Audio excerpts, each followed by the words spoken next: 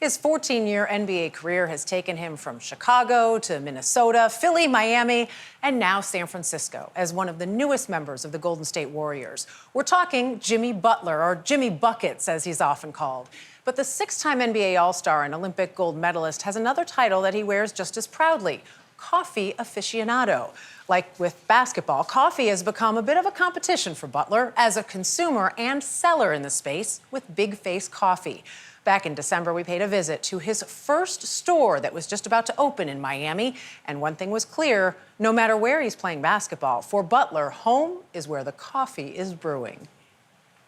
Oh, what a drive by Butler, shaking Marshall. He may be Jimmy Buckets on the court. On the back down, Butler hits. He's got 18 points. But Java Jimmy seems more appropriate here at Bigface, NBA star Jimmy Butler's very own coffee venture. We're making a cup of coffee with Butler. So we want to take I already forgot what this is called. Is a sport of its own. It doesn't screw up the amount. No. Teamwork. I think it just screwed up the amount. Some deserved trash talking. I think that was too Way much. to mess it up. Wow. A touch of schooling. Don't know what this is called. It's a squeezer. Squeezer? Like a twirly condenser. twirl? Condenser. I like Condenser. twirly twirl. A burst of energy. What does it need? Like the right amount of bubbles? Yeah, the right amount of air. Air in it. And a smooth finish. Wow. Are you doing a unicorn in there? Yeah. Oh my gosh. Yes.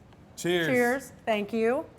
So I heard you have not always been a coffee lover. You heard through the grapevine. I did hear through the That is correct. grapevine. Not I always a wasn't. coffee lover. Butler's affinity for these roasted creations, unlike his love of basketball, took a bit of time to develop. I just got to thinking and realizing how much people actually have in common with one another. If you can just sit down and have a cup of coffee and talk about, football or what type of milk that you like in your coffee, how you drink it. And then I just started nerding out a little bit. The draw was powerful enough for Butler to overcome one rather large obstacle. The taste of coffee. Hated it. Yeah. Hated it. Has it changed for you? It has, but I hated it at first so much that I just dumped a ton of sugar in it to where it tasted like candy. I can't imagine your And I trainer loved liked it. that. Exactly. My trainer was like, you can't drink your coffee like that. And I was like, yes, I can. It's my coffee. I can drink it however I want to. Now you fast forward, I can't have anything that has sugar in it. I don't want anything. I want to be able to taste and test if I can taste the notes in these coffees now. Just how serious is he about his daily Java jolts? Butler's been known to even travel with his own barista.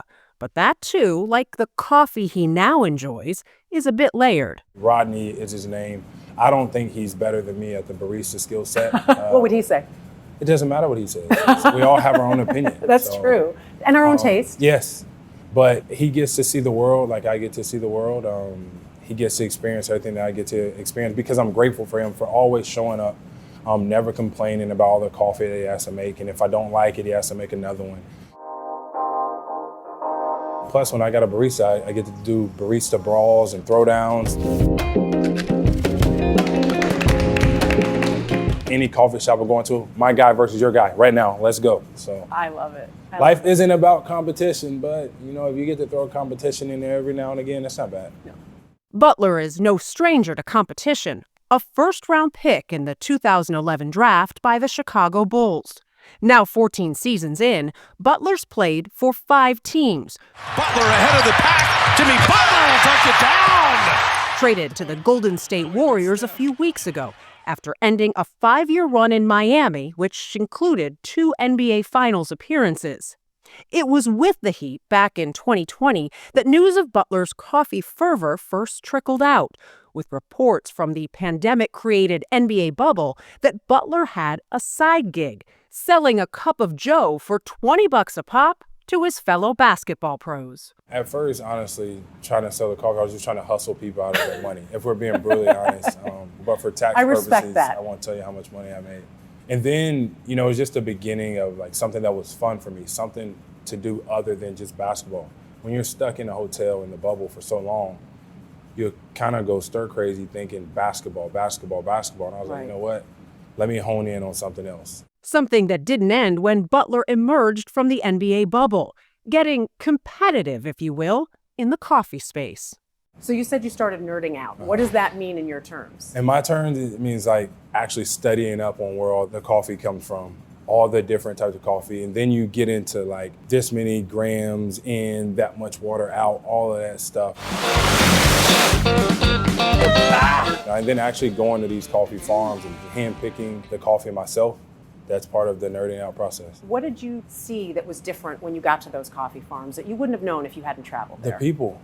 No, seriously, the people and how hard they work and how this is their life, how people think basketball is my life and I do it a lot, but it's not nearly as much of a time-consuming thing as it is with the coffee farmers. Like they're out there day in, day out, tracking all types of weather and making sure that everything's growing just right. All fuel for Butler to launch his Bigface brand, which includes merchandise, coffee beans, even a coffee truck.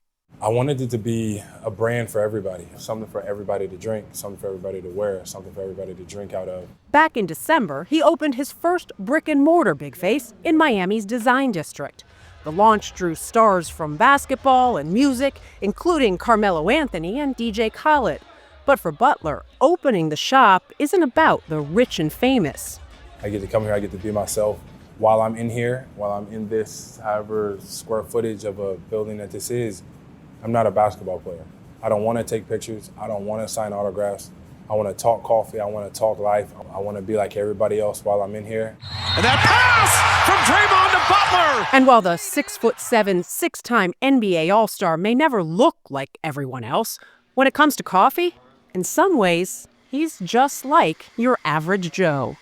Is this about money or is this about passion? Passion. When you start doing stuff for money, I found out a long time ago, it never works, and it's never worth anything. With passion, all that other stuff will come. Yeah. The money, the more coffee shops, the recognition in this coffee space and around the world. Definitely passion.